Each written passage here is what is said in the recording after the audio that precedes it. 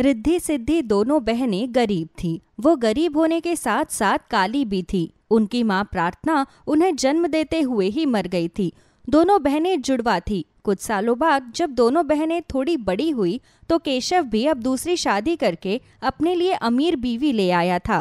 केशव उसके साथ घर में प्रवेश करता है और कहता है, ये तुम्हारा ही घर है, घर के अंदर आ जाओ। अब इस घर को तुम्हें ही संभालना है और ये रिद्धि सिद्धि तुम्हारी 2 बेटियां।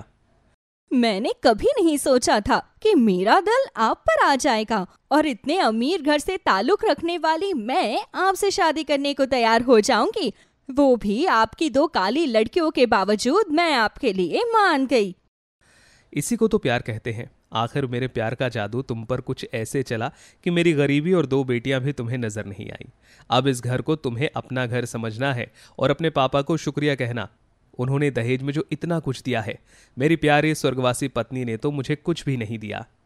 केशव ने दूसरी शादी की थी और तब से उसकी लॉटरी लग गई थी, क्योंकि जहाँ सुनैना अमीर घर से थी तो वहीं वो बहुत सारा दहेज भी लेकर आई थी। लेकिन वो रिद्धि सिद्धि के साथ बहुत बड़ा सलूक किया करती थी। लेकिन केशव इन बातों को नजरअंदाज कर दिया करता था, क्योंकि उसे सुनैना के आने से सारे ऐशो आराम जो मिल रहे थे। एक दिन रिद्धि सिद्धि केशव के पास आकर शिकायत करती है, पापा आप कुछ कीजिए ना, नई वाली माँ तो हमें खाना भी टाइम पर नहीं देती और हमेशा डराती रहती है। परसों तो उन्होंने सिद्धि पर हाथ भी उठाया था। हाँ पापा, और आपको पता है वो हमें काली बोलकर चिढ़ाती भी है और अब तो हमें नहाने भी नहीं देती। बोलती है कि तुम नहाओगी तो कौन सी गोरी हो जाओगी। तुम्हारी माँ जो भी कह रही है बिल्कुल ठीक कह रही है। अरे कहाँ, मैं एक छोटा सा टेलर था, लेकिन उसने मुझे खुद का बुटीक खोल कर दिया है। इस घर में कूलर लेकर आ गई है, वरना पंखे में दम घुटता था। पूरे घर की मरम्मत करवा दी। तुम दोनों अपने बाप के लिए थोड़ा बहुत सहन नहीं कर सकती? केशव की आंखों पर जैसे सुनैना के प्रेम और उसके पैसों की पट्टी पड़ गई थी। उसे कुछ भी नजर नहीं आ रहा था, उसकी बेटियों का दर्द भी नहीं। एक दिन सुनैना केशव के पैर दबाते हुए रात के समय कहती है, अजी मैं सोच रही थी कि हमें रिद्धि सिद्धि को और पढ़ाने की क्या जरूरत है। जैसे ही ये दोनों 18 साल की होंगी हम उनकी शादी कर देंगे। बेकार में हम इन पर पैसे क्यों बर्बाद कर रहे हैं। कल को हमारा भी परिवार होगा, हमें उनके बारे में भी तो सोचना है। तुम्हें अगर ऐसा लगता है तो ठीक है, वैसे भी मुझे पूरी उम्मीद है तुम मुझे एक गोरा चिट्टा लड़का तो दे ही दोगी। अगर लड़की भी हुई तो भी कम से कम तुम्हारी तरह गोरी होगी। तो फिर तुम्हारी ये दोनों लड़कियां 10-12 साल की तो हो ही गई है। गांव के बाहर उनकी मोमोज की दुकान खुलवा देते हैं। वो सारा दिन घर का काम करेगी और शाम को जाकर मोमोज बेचेगी। इससे कम से कम जो पैसा हम उन्हें खाना ठूसने में खर्च करेंगे वो तो वापस आ जाएंगे। क्या पते की बात की है तुमने। ये आइडिया तो बहुत बढ़िया है। इससे कम से कम ये दोनों काली बोझ लड़कियां हमारे किसी काम तो आएंगी। सुनैना ने अब अपने पिता से कुछ और पैसे मंगवाए और रिद्धि सिद्धि की मोमोज की दुकान गांव में डलवा दी। वो दोनों सारा दिन घर का काम करती और उसके बाद ठेले पर जाकर मोमोज बेचा करती और रात को आकर भी पूरा घर संभालती। ऐसे ही एक दिन सिद्धि रो रही होती है। उसको रोता देख उसकी बहन रिद्धि उसके पास जाकर कहती है, सिद्धि क्या बात है, तुम इतना रो क्यों रही हो? क्या काला होना इतना बड़ा पाप है जो हमारी माँ हमें बिल्कुल भी प्यार नहीं करती और हमारा ध्यान नहीं रखती? अगर हमारी माँ होती तो हमें इतनी परेशानी का सामना नहीं करना पड़ता। हमारी नई गोरी अमीर माँ तो हमें जब देखो परेशान करती है। सारा दिन घर का भी काम करवाती है और बाहर भी हमसे मेहनत करवाती है। कह तो तुम बिल्कुल सही रही हो, पर तुम ही बताओ कि अब हम क्या कर सकते हैं। मुझ में अब कुछ भी सहन करने की ताकत नहीं है। मुझे ऐसा लगता है कि हमें ये घर छोड़कर चले जाना चाहिए। हम दोनों बहनें अभी छोटी है, लेकिन इतनी भी छोटी नहीं है कि हम खुद का ख्याल ना रख पाए। देखो रिद्धि, मैंने कुछ पैसे जमा कर लिए हैं। हम जाकर अपना कोई काम खोलेंगे और अब हम गरीब 2 काली बहनों को अपनी अमीर सौतेली माँ के साथ और रहने की कोई जरूरत नहीं है, वरना अगर हम यहाँ रहे तो ये हमें जीते जी मार देंगी। तुम ठीक कहती हो। जब से माँ गई है और हमारी गोरी सौतेली माँ आई है, तब से तो हमने हंसना भी छोड़ दिया है। वो हमसे ढंग से बात भी नहीं करती और पापा भी उनके प्रेम में पागल हो गए हैं। रिद्धि और सिद्धि उसी रात को अब अपना सामान बांध लेते हैं और घर छोड़कर चले जाते हैं। सुबह जब केशव उठता है और चाय मांगता है तो उसे पूरे घर में रिद्धि सिद्धि नजर नहीं आते। ये देखकर केशव ने सुनैना को अपने पास बुलाकर कहा, सुनैना, रिद्धि और सिद्धि कहाँ हैं? कहीं नजर नहीं आ रही। कब से चाय के लिए आवाज लगा रहा हूँ। कहाँ मर गई हैं ये दोनों लड़कियां? अजी, मैंने भी उन्हें सुबह घर में झाड़ू लगाने के लिए आवाज दी थी, लेकिन मुझे वो कहीं नजर नहीं आई। फिर मैंने जाकर देखा तो उनका सामान भी गायब था। मुझे लगता है कि दोनों लड़कियां भाग गई। ये सुनकर केशव को बहुत बुरा लगता है और वो कहता है, हाय राम, मेरी बच्चियां तो बहुत छोटी हैं। इस उम्र में वो दोनों कहाँ जाएंगी? अजी, इतना क्यों परेशान होते हैं? हम बच्चे पैदा कर लेंगे और अगर बच्चे नहीं हुए तो मेरे पास बहुत पैसे हैं, हम बच्चे गोद ले लेंगे। और वैसे भी वो दोनों काली लड़कियां हमारे ऊपर बोझ से ज्यादा और कुछ नहीं थी। ऐसा मत कहो सुनैना, वो जैसी भी थी मेरी सगी बेटियां थी। तुम्हारे आने के बाद तुम्हें खुश रखने के लिए मैं उन्हें नज़रअंदाज करता रहा, लेकिन इसका मतलब ये नहीं कि मैं उनका बाप नहीं हूँ। ना जाने मेरी बच्चियां कहाँ होंगी, किस हाल में होंगी। मुझे उन्हें ढूंढना ही होगा। कान खोल कर सुन लो जी, अगर आप उन दोनों काली लड़कियों को दोबारा इस घर में लेकर आए तो मैं इस घर से हमेशा हमेशा के लिए चली जाऊंगी। फिर मत कहना कि मैंने बोला नहीं। जब मैंने तुम्हारे पिता से तुमसे शादी की बात की थी तो मैंने उन्हें बताया था कि मेरी 2 बेटियां हैं और वो मेरी जिम्मेदारी हैं। और तुम्हारे पिता ने भी मुझसे वादा किया था कि उनकी बेटी मेरी दोनों बेटियों की जिम्मेदारी अच्छे से संभालेगी, जिस वजह से मैंने शादी करी। लेकिन फिर भी तुमने मेरी बेटियों के साथ बड़ा बुरा सलूक किया, पर मैंने कुछ नहीं कहा। लेकिन इसका मतलब ये नहीं कि मैं पूरी तरह से अपनी बेटियों से मुंह मोड़ लूंगा। वो जैसी भी हैं मेरी खुद की सगी बेटियां हैं। आजकल का ज़माना बहुत ख़राब है, मैं उन्हें इस तरह ज़माने के धक्के खाते हुए नहीं देख सकता। अगर तुम्हें मेरे साथ नहीं रहना तो मैं जब तक अपनी बेटियों को लेकर आऊं तब तक अपना बोरिया बिस्तरा बांधो और निकल जाओ यहाँ से। ये बात सुनने के बाद सुनैना रोने लगती है, पर केशव को उसके रोने से अब कोई फर्क नहीं पड़ रहा था। थोड़ी देर बाद केशव अब सड़कों पर अपनी दोनों बेटियों को ढूंढने के लिए निकल जाता है, लेकिन उसे उसकी दोनों बेटियां कहीं नहीं मिलती। वो परेशान हो जाता है। धूप भी बहुत ज्यादा थी, जिस कारण उसे चक्कर आ जाते हैं और वो गिर पड़ता है। तभी कोई उसके मुंह पर पानी की छींटे मारता है और वो कोई और नहीं बल्कि उसकी दोनों बेटियां रिद्धि और सिद्धि थी। मेरी बच्चियां कहाँ चली गई थी तुम दोनों अपने बाप को छोड़कर? तुम्हें पता भी है कि मैं कितना परेशान हो गया था तुम्हारे लिए। बाबा, आप हमें पसंद नहीं करते थे और माँ के लिए तो हम वैसे भी बोझ थी, इसलिए हमने सोचा कि हम घर से निकल जाते हैं, जिस कारण आप भी अपनी नई पत्नी के साथ खुशी से रहेंगे और हम भी आपके ऊपर बोझ नहीं बनेंगे। बाबा, माँ के जाने के बाद हमें उम्मीद थी कि आप हमें माँ का प्यार देंगे, लेकिन आप दूसरी माँ ले आए और उन्होंने भी मुझे और दीदी को कभी नहीं अपनाया। हम उस घर में रहते तो किस हैसियत से रहते? हम पूरे घर का काम करते थे और बाहर जाकर भी कमा कर लाते थे। आप दोनों ने हमारी पढ़ाई भी छुड़वा दी। हमें हमारे काले रंग को लेकर ताना दिया गया। ये बात सुनने के बाद अब केशव उनके आगे हाथ जोड़ता है और कहता है, मुझसे बहुत बड़ी गलती हो गई मेरी बच्चियों, मुझे माफ कर दो और अपने घर चलो। अब से तुम्हारी अमीर गोरी सौतेली माँ भले ही तुम्हें छोड़कर चली जाए, लेकिन तुम्हारा ये गरीब बाप तुम्हें छोड़कर कभी नहीं जाएगा। मुझे उसकी दी हुई दुकान नहीं चाहिए। मैं खुद अपनी मेहनत से कमा लूंगा और तुम्हारी परवरिश करूंगा और तुम्हारा स्कूल में एडमिशन भी करवाऊंगा। केशव अब रोते हुए अपनी दोनों बच्चियों का हाथ पकड़कर उन्हें घर लेकर आता है, जहां वो देखता है कि सुनैना भी सर पर पल्लू रखे खड़ी हुई थी। उन सभी को देख सुनैना अब तुरंत किचन में जाकर उनके लिए नींबू पानी लेकर आती है और कहती है, लो, तुम तीनों बाहर धूप से थक कर आए हो, ये नींबू पानी पी लो, थोड़ा आराम मिलेगा, बाहर धूप बहुत ज्यादा है। केशव सुनैना को घर में इस तरह देख हैरान हो जाता है, क्योंकि उसने बोल दिया था कि अगर वो अपनी बेटियों के साथ इस घर में रहेगा और सुनैना को ये मंजूर नहीं है तो वो घर छोड़कर जा सकती है। सुनैना का अचानक ये बदला हुआ रूप देखकर केशव उससे सवाल करता है, क्या बात है सुनैना, तुम अभी तक गई नहीं? तुम्हें तो बेटियों के साथ रहने से ऐतराज था और तुम ये घर छोड़कर जाने वाली थी। मुझसे बहुत बड़ी गलती हो गई, पर सच कहूँ तो जब भी मैं इनको देखती हूँ तो मुझे मेरी सौतन की याद आती थी और इसलिए मैं इनसे चिढ़ती थी। मैं भूल गई थी कि कहीं ना कहीं रिश्ते में अब मैं ही इनकी माँ लगती हूँ। भले ही मैं सौतेली माँ हूँ, लेकिन हूँ तो माँ ही ना। बच्चों, मुझसे बहुत बड़ी गलती हो गई, अपनी माँ को माफ कर दो प्लीज। इसके बाद अब रिद्धि सिद्धि भी जाकर सुनैना के गले से लग जाते हैं। सुनैना भी अब उन्हें एक असली माँ का प्यार देने लगती है, जिसके बाद अब वो फिर से खुद जाकर उनका अच्छे से प्राइवेट स्कूल में एडमिशन भी करवा देती है।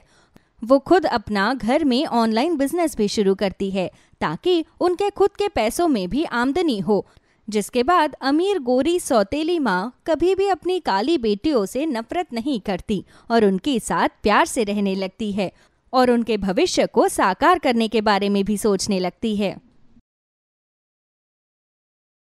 प्रमोद और रागिनी के कई सालों से बच्चे नहीं थे और उन्होंने कई तरह का इलाज भी करवा लिया था, लेकिन फिर भी रागिनी को अभी तक संतान सुख प्राप्ति नहीं हुई थी। एक दिन प्रमोद जब काम से घर आया तो रागिनी ने कहा, आप जानते हैं मैं पेट से हूँ। आज मेरी तबीयत खराब हो गई थी और मैंने दिन में दाई माँ को बुलाकर दिखाया था तो उन्होंने मुझे बोला कि मैं गर्भवती हूँ। जल्द ही हमारे घर में भी बच्चों की किलकारियाँ गूंजने वाली है। ये सब तो ठीक है रागिनी, लेकिन तुम जानती हो कि कई सालों के बाद तुम गर्भवती हुई हो, इसीलिए तुम्हें अपना ध्यान अच्छे से रखना है और हमें जल्दी से कृष्ण कन्हैया देना है। ये आप कैसी बातें करते हैं? लड़का लड़की में भेदभाव करना गलत होता है। भगवान इतने समय के बाद मेरी गोद भर रहा है, यही बहुत बड़ी बात है। अब चाहे लड़का हो या लड़की, हम उसे सर आंखों पर रखेंगे। सुनो रागिनी, जितनी प्रार्थना तुमने भगवान से गर्भवती होने के लिए की है, उतनी प्रार्थना अब एक लड़के के लिए भी कर लो। मुझे अपने घर में हमारे घर का चिराग चाहिए, हमारे घर का बोझ नहीं। प्रमोद ये बोलकर अब अपने कमरे में चला जाता है और रागिनी वहीं बैठकर रोने लगती है। उसे समझ में नहीं आता कि वो क्या करे और वो भगवान से प्रार्थना करते हुए कहती है, भगवान जब आपने मेरी इतनी सुन ली है तो मेरी थोड़ी सी प्रार्थना और सुन लीजिए और सच में हमारे घर में एक बाल गोपाल दे दीजिए, वरना ना जाने मेरे पति मेरे बच्चे का क्या करेंगे।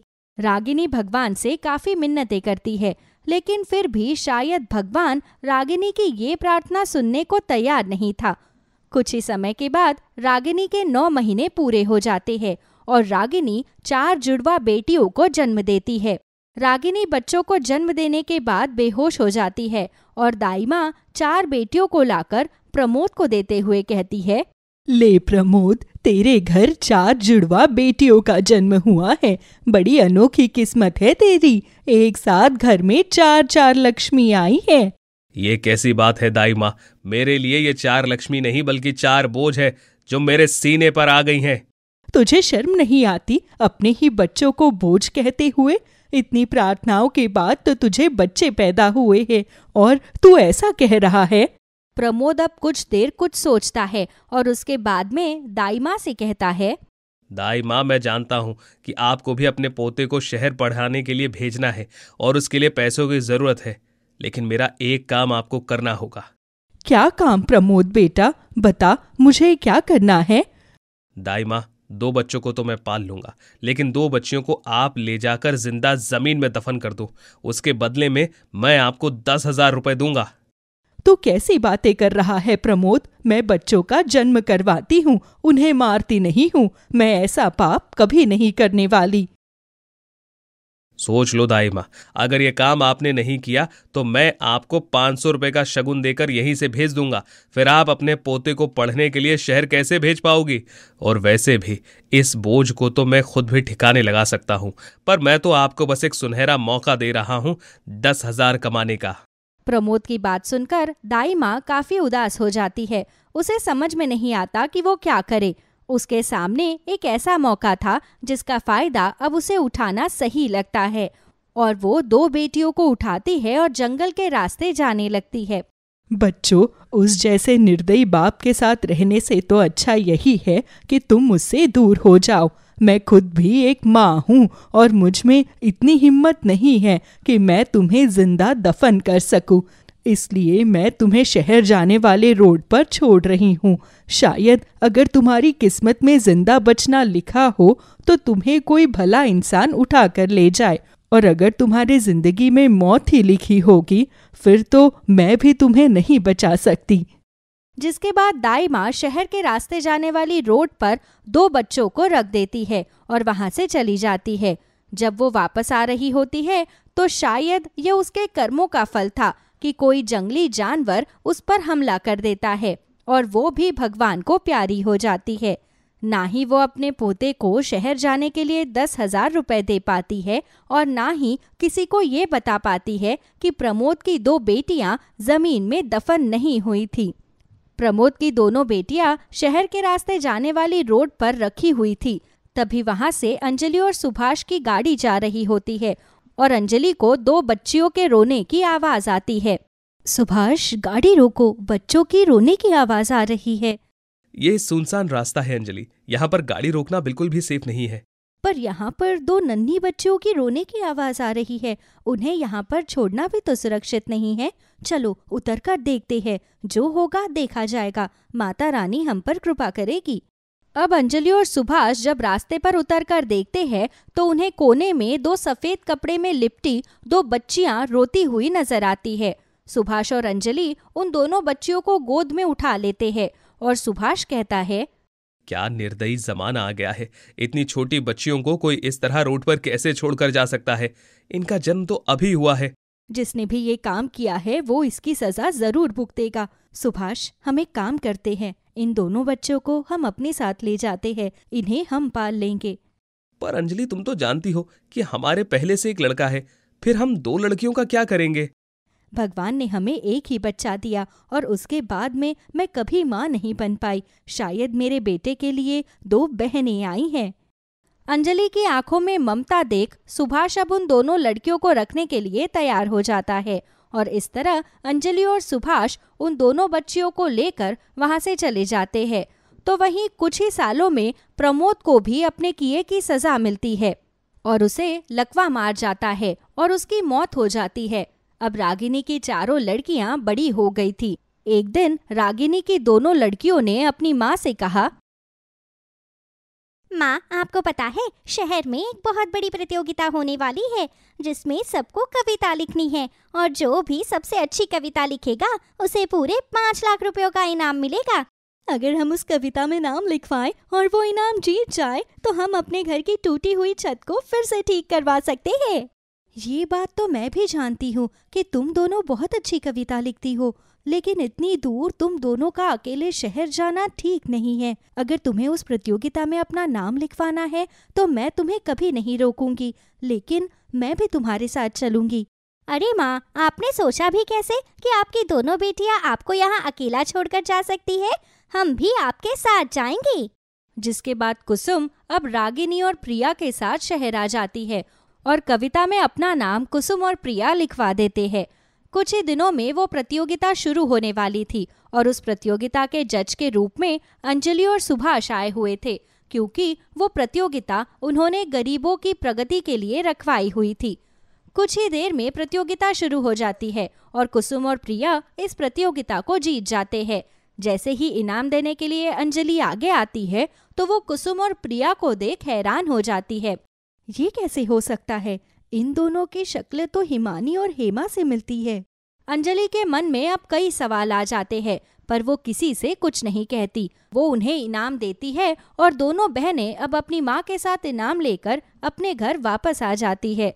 लेकिन उस दिन से अंजलि की नींद उड़ जाती है।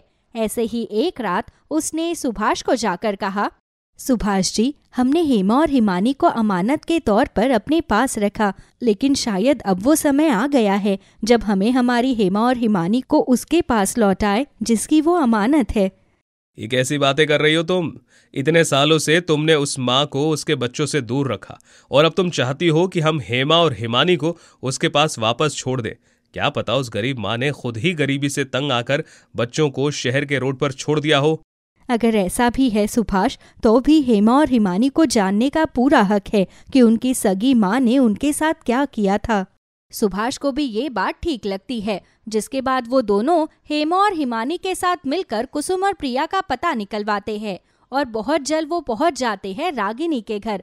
अंजलि और सुभाष रागिनी का दरवाजा खटखटाते हैं और रागिनी जैसे ही दरवाजा खोलती है तो उसे दरवाजे पर हेमा और हिमानी को देख वो हैरान हो जाती है।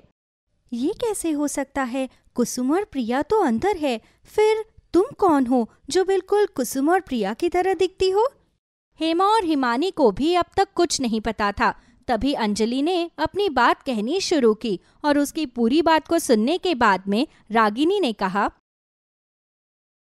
हे भगवान, इसका मतलब उस रात मेरी कोख से 4 जुड़वा बेटियों का जन्म हुआ था।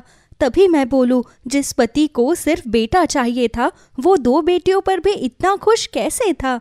उसने अपने सर से 2 बेटियों का बोझ जो हटा दिया था। हेमा और हिमानी अब अपनी माँ को देखकर उसको गले से लगा लेती है। कुसुम और प्रिया भी अपनी बहनों को देखकर बहुत खुश होती है और उनसे गले मिलती है। जिसके बाद अंजलि ने कहा, मैंने आपकी अमानत को आज तक बहुत संभाल कर रखा है और अब ये पढ़ लिख कर काबिल भी बन गई है। एक डॉक्टर है और एक वकील। अगर अब आप चाहे तो अपनी अमानत वापस ले सकती है। कहते हैं अंजलि जी कि जिसके हिस्से में जो लिखा होता है उसे वही मिलता है। मेरी 2 बेटियों के हिस्से में मेरी ममता नहीं, आपकी ममता की छांव में रहना लिखा था, इसलिए वो हमेशा आपके पास रही है। मैं अपनी दोनों बेटियों का हक आपको देती हूँ। आप इन्हें अपने पास रख सकती है, क्योंकि जैसे कृष्णा जी को यशोदा माँ ने पाला था, वैसे ही इन दोनों की असली माँ आप है। आप बिल्कुल भी फिक्र मत कीजिए बहन जी, हम आपकी बाकी दोनों बेटियों को पढ़ाने की जिम्मेदारी भी खुद लेंगे और उन्हें काबिल भी बनाएंगे और इस समाज में साबित कर देंगे कि लड़कियां भी वो करके दिखा सकती हैं जो कई लड़के भी हासिल नहीं कर सकते। हाँ माँ, अब हम अपनी दोनों जुड़वा बहनों से मिल चुके हैं और हम चारों जुड़वा बहनें अब एक हो चुकी है। तो हम कंधे से कंधा मिलाकर चलेंगे और सब लोगों का मुंह बंद कर देंगे जिन्हें लगता है कि लड़कियां होना अभिशाप होता है। मुझे भी बहुत खुशी हुई आप दोनों से मिलकर। आप दोनों तो बिल्कुल हम दोनों की तरह दिखती है। अगर हम साथ में खड़े हो जाए तो ऐसा लगेगा कि एक इंसान 3 आईनों में अपना चेहरा देख रहा है। जिसके बाद में अब अंजलि और सुभाष के साथ में हेमा और हिमानी वापस अपने शहर आ जाते हैं। अब हेमा और हिमानी अक्सर कुसुम और प्रिया से मिला करती, उन्हें पढ़ा लिखा कर वो भी काबिल बना देती है। इस तरह रागिनी की चारों जुड़वा बेटियां जीवन में बहुत सफलता हासिल करती है और जिसने भी उनके साथ बुरा करने की कोशिश की थी उन सबको उनके कर्मों की सजा देती है, चाहे वो रागिनी का पति हो या दोनों बच्चियों को सड़क पर छोड़कर आने वाली दाई माँ।